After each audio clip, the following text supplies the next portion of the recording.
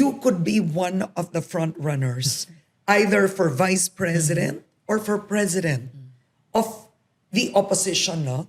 You said you're open. Pero serious ka ba that gusto mo ba yung problemang yun? Serious ako sa pagiging open at willing na magbuo ng mga solusyon sa mga problemang iyon. Kasi kailangan. Kailangan talaga natin yan. Oo. Pero hindi ka natatakot? Oh, natatakot ako. It's a lot of money.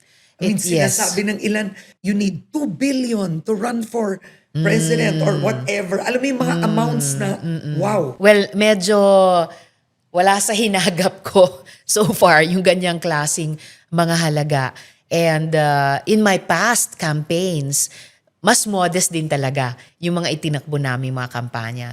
Dahil willing ako kung mangyari iyan, na meron naman sigurong sapat na mga bilang ng mga mamamayan, sapat na bilang ng mga grupo na mamumuhunan din. Hindi lang ng resources, mamumuhunan ng pangarap, ng energies.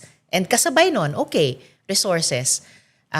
Sa isang katulad ko, kung maging ako,